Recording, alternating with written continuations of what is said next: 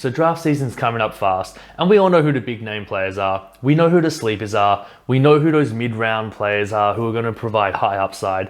But the question is, who are the last round picks which are going to be able to contribute in a meaningful way to a fantasy basketball team? Well, today we're going to be breaking them down. I've got 5 fantasy basketball players that are going to be able to contribute to any team, and you're going to be able to get them at a discount price. You're going to be able to get them with your last pick in the draft. Last season, we saw Pascal Siakam return massive value. He ended up being a top 50 player, and you could get him with the last pick in the fantasy draft, or even in some cases, just pick him up off the waiver wire. So make sure you stick around because I'm going to be breaking down this year's Pascal Siakams. Okay, at pick number 1, we have OG Anunoby of the Toronto Raptors. So speaking of Pascal Siakam, this guy could be this year's Pascal Siakam. This season, OG Anunoby is going to have the same opportunity that Pascal Siakam had last year. That is, since Kawhi Leonard and Danny Green left, there's this massive hole to fill in Toronto's offense. There's all these opportunities for extra minutes at the wing and all these extra shots going around. Last season, the total usage of Kawhi Leonard and Danny Green was 44.4%. So that is a huge void to fill. Siakam, Gasol, and Lowry are likely to pick up some of this usage, but there's still a big void here to fill and lots of opportunity for some of these younger players to develop. OG Anunoby is coming into his 3rd season in the NBA. He's still only 21 years old, so there's heaps of room for him to improve and really take that step forward and show that he is a professional basketball player in the NBA who is capable of handling these big minutes and capable of helping a team win. His per 36 numbers so far in his career are 11.5 points, half a block, and 1.2 steals. So these numbers aren't going to blow you away. They're not going to impress you right out of the gate. But what you don't factor in is like the upside this guy has to grow and actually take that next step forward in his game. It's not only like he's going to be playing exactly 36 minutes a game and putting up the same averages he's done in his career so far. He's going to keep getting better. The opportunity is going to help him. He's also going to be playing with the starters now as opposed to the bench players. So you have players like Kyle Lowry and Marc Gasol who are really good playmakers that help getting their teammates these open shots. So I think there's a lot of upside here in OG Anunoby, and these per 36 numbers are definitely his floor for the upcoming season. I think OG Anunoby is going to have a massive season this year. He's a prime breakout candidate, and the fact that you can get him with the last pick in the fantasy draft means the price is perfect. Keep an eye for this guy. Okay, next up we have Ish Smith from the Washington Wizards. The Washington Wizards only have 2 healthy point guards right now. They have Ish Smith and Justin Robinson. Look, he's not the flashiest player and he's definitely not a fantasy stud.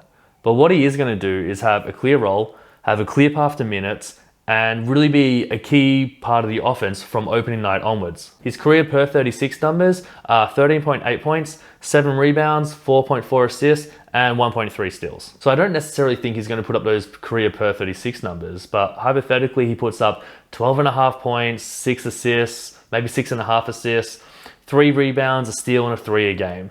And that is nothing flashy and it's nothing that's going to wow you. But for a last pick in the draft, that's huge. That's such a big contribution to your fantasy team at pick 156 or later. So Isaiah Thomas is set to miss the first 2 to 4 weeks of the NBA season. And even after that, there's no guarantee he's actually going to come back and play meaningful minutes. He hasn't really been healthy for the last 2.5, 3 seasons. So there's no guarantee he's going to get back to those Boston days. So I really think Ish Smith is going to have free reign of the point guard, the starting point guard role for the entire season.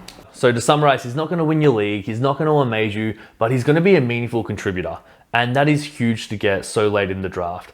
And assists are a really hard stat to come by late in the draft. They really dry up early. So if you really need those extra assists late in the draft, you're looking a little weak there. Ish Smith is definitely the player you want to look at. Okay, so the next player I have lined up is Dario Saric of the Phoenix Suns. So we haven't seen Dario Saric get back to that same level he was in his sophomore season. This is partly due to opportunities on teams, coaching styles, and overall just some lackluster shooting seasons. However, come to the Phoenix Suns, Dario Saric's stock is pointing up. He's got nothing but opportunity and nothing but upside, so I love him this late in the draft. So the Suns are really limited at power forward. They don't really have another traditional power forward player on the entire roster, unless they're playing small ball. So I really think Dario is set up to have the biggest season of his career. He could easily have his biggest workload in terms of both minutes and usage. Additionally, having a pass-first point guard like Ricky Rubio, as well as having DeAndre Ayton play under the ring, means Saric is going to get a lot of open looks. You also have a player like Devin Booker, who just demands a double team. So I really think he's going to get a lot more opportunity to get those open corner threes, and he's going to knock them down. I think he's the ideal player for Phoenix, especially if they're looking to utilize that stretch 4 role, and he could easily average 2.5 threes a game this season. He's a career 35.8% three-point shooter. However, at Minnesota, he shot 38.3%. So assuming these percentages carry over to Phoenix, which I think they will at a minimum. He's really set for a really big season, and he's going to attempt a lot of 3-point shots and going to hit a lot of 3-point shots. In his sophomore season, in about 30 minutes a game, he was able to put up 14.6 points, 6.7 rebounds, 2.3 assists, 2 threes a game, and shot really good percentages. Personally, I almost exclusively draft for upside in the later rounds of fantasy drafts. So Dario is definitely a player I'm going to be looking at because he's so young, because he's in this great opportunity to really go above and beyond and really perform. I think he's a great last pick for the upcoming fantasy basketball season. Okay, next up, we have Justice Winslow of the Miami Heat. Okay, so the percentages are going to hurt you. Let's just rip that Band-Aid off right now.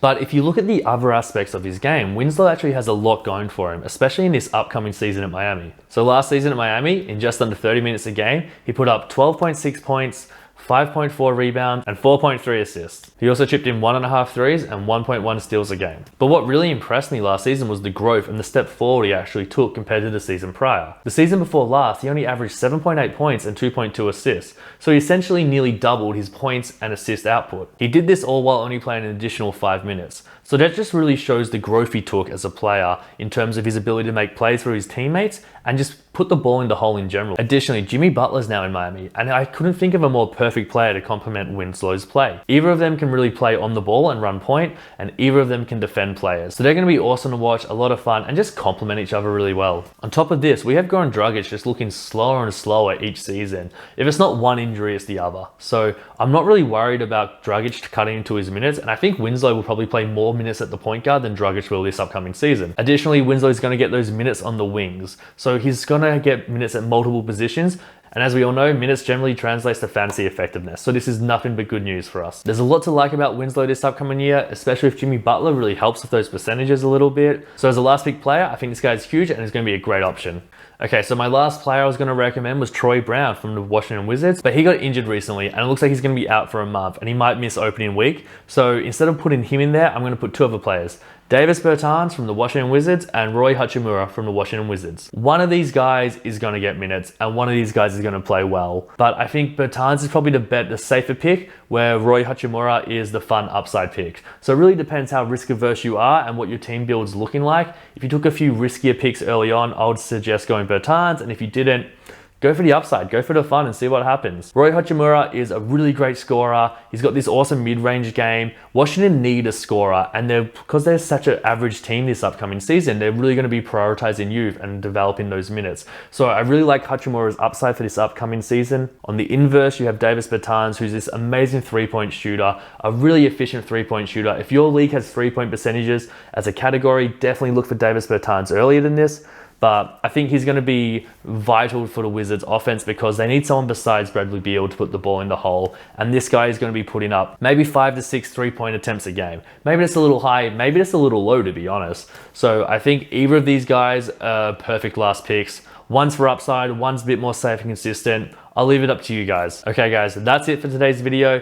If you like the content, make sure you like and subscribe. I really appreciate that. I'm going to try to be a bit more consistent with my content going forward. I was away for a little bit. I know it's a pretty shit excuse, but I'll catch you next time. Take it easy, team.